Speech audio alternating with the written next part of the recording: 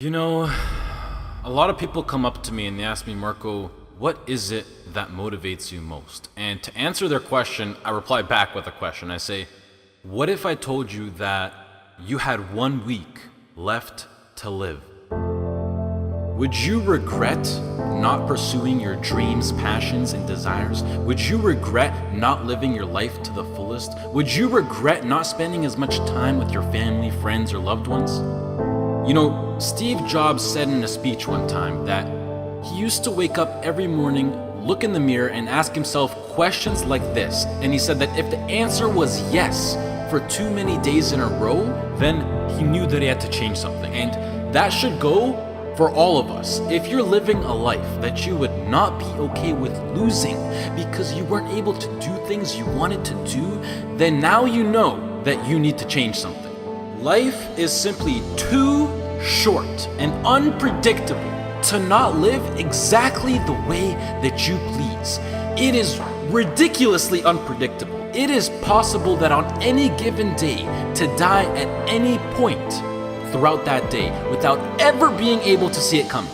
You know, when I was 13, I had this teacher who was an absolutely amazing person. I'd known him for several years then, and he had 2 kids, a loving wife. He was a man of God, contributed to the community. He gave us everything that he had, and he would bike to school every single day. I always remember him coming to school on his bike, and one morning on his way to school, it was early in the morning, he was crossing an intersection. A reckless driver comes out of nowhere, hits him, he dies on the spot, on the moment of impact.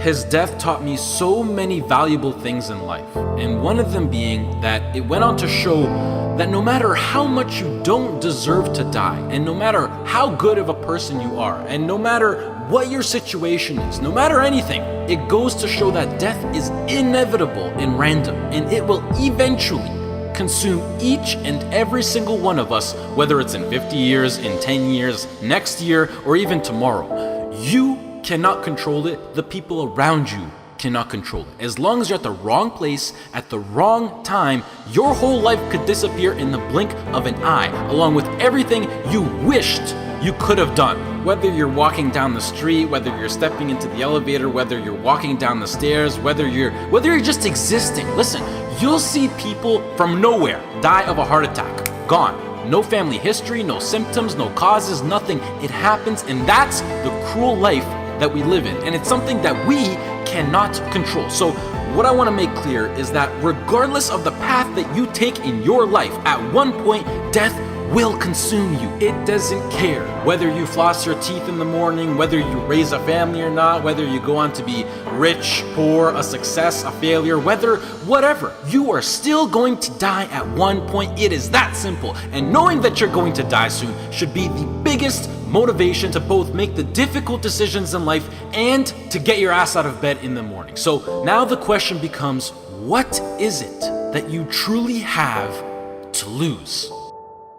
If you pursue your dreams and you fail, sure, you might be a little bit more financially unstable. You might experience stress or other feelings you wish you never had to experience. But either way, even if you fail, you will end up back to where you started, which is where you are now. So what do you literally have to lose? Some of you right now, you're thinking about maybe starting a business. You have a great idea that you want to incorporate into your lifestyle. Maybe you're thinking about pursuing your dreams to the fullest. Maybe you're thinking about putting in the work to become a doctor, an engineer, a firefighter, a professional athlete. But some of you won't follow these ambitions because you're afraid. You're afraid to fail. You let the fear of failure dictate your actions, and you're afraid of what mama or papa thinks. You're afraid of what your sister, your brother thinks, or your grandpa or your grandma, or your cousins, or whoever. But what truly matters is you.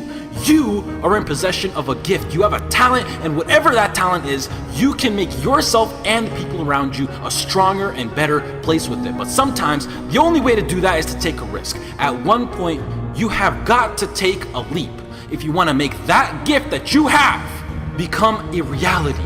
Otherwise, society will gladly accept you as a 9-to-5 slave working just to pay off your rent and to stay alive and to live for the weekend, which is the absolute worst way to live.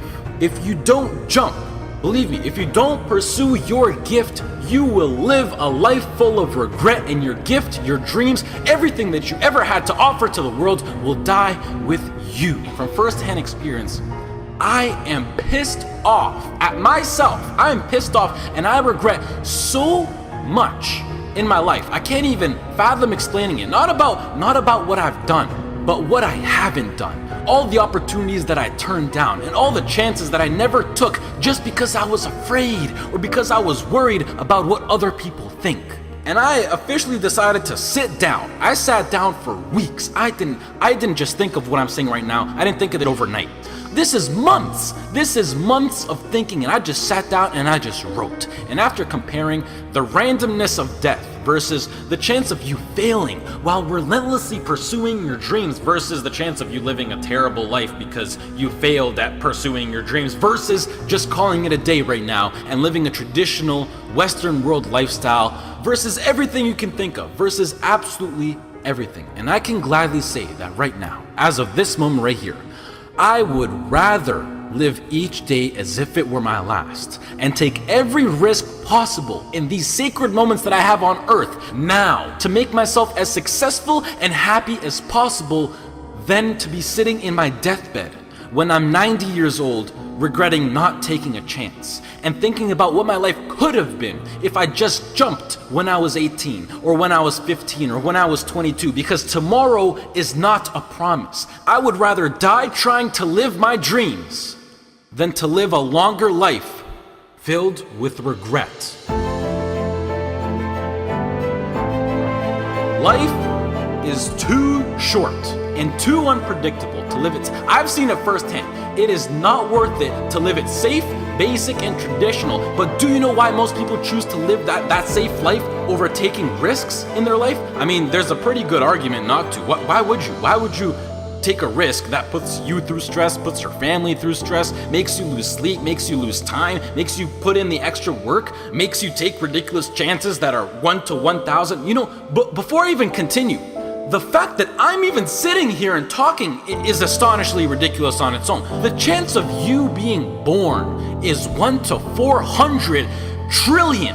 That number is so big you cannot even wrap your head around it. But okay, what I wanted to say was that the reason why people don't want to take these risks is because right now they feel like they got a lot to lose and that their current situation is relatively nice. And most importantly, right now, they are comfortable.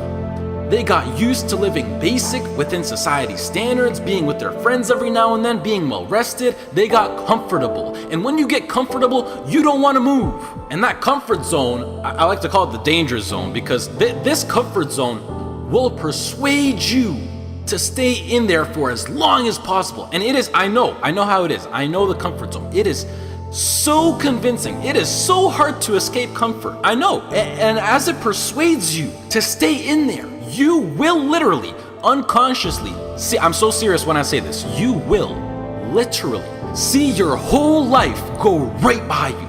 And the main reason that I'm serious about this now is because I am pissed off for greatness. I want to move mountains. And like Ray Lewis once said, if you're not pissed off for greatness, then you're okay with being mediocre. And I am definitely not okay with being average. And I don't think anyone should be. But anyways, to address why I'm even talking about any of this at all in the first place is because I recently got an offer to move out to Los Angeles, California to live with 2 other entrepreneurs as a content creator and media influencer. And it makes me sad because it's opened up my eyes to see what I truly have in store for me, what's waiting for me out there in the future. And it's just a tiny glimpse of what I'm capable of achieving within my short life. However, I doubt that I could get the right legal paperwork done in order to move to the US to work for a job such as YouTube, which is really not in control of the government. And the last thing that I want to do is to go to the US to work in a legal job as an illegal immigrant. So as of this moment, I feel like I have to pass up yet another opportunity. And it makes me feel like I just keep letting my dreams slip from my hands once more. And now that I've seen the reality of what is possible, this house in LA next to the beach on California with a huge city, great weather, and working a job that I would absolutely love and live for with people who share the exact same dream and vision, it has me thinking like, hell yeah, I would gladly die chasing this dream relentlessly than never chase it at all and play it safe and being trapped within my own mind of thinking about what my life could have been. I hope to do more videos like this where I speak because they're really like a therapy for me, and it helps me get my mind off things, and hopefully some people can be influenced by what I'm actually saying. I would also like to say that I think education is extremely important and plays a crucial role into bringing success into your life, and that knowledge is power. The best thing in life is to always have a backup plan and take into consideration what if something goes wrong. And it's something that every role model that I look up to tries to enforce, but I feel like education will always be here for me to come back to, whether I'm 20, 25, 40, or whatever. And I think that I have an amazing idea, vision, passion, and drive now in my peak, and that I'm able to capitalize on, which makes me feel like I'm throwing it away if I don't pursue it. And the biggest response that I've been getting recently is, Marco, what if it fails? Which, I mean, yeah, like, what if it fails? But that's the whole point of taking a chance with things like startup companies or entrepreneurship. It's ridiculously high risk. Like, what if I get hit by a car? What if I lose my wallet? Or better yet, what if this succeeds? You know, it's easy to be negative or to be closed-minded, but I think it's easier to be optimistic and to be open-minded. And please do yourself a favor, which is a separate topic on its own for another time, but try to surround yourself with people who impose and promote positivity and good vibes. You will notice the tremendous effect that it has on your lifestyle. Starting your own business or being self-employed, although preferable, doesn't exactly require any kind of diploma or degree. And I think that with a proper business plan and with the drive that people like you who are watching this video fuel me with, I feel like I can accomplish anything. If you're still listening, I love you, mad respect. That's true loyalty right there. If you're less, this has been Marco. I hope you all have a great rest of the day, and goodbye.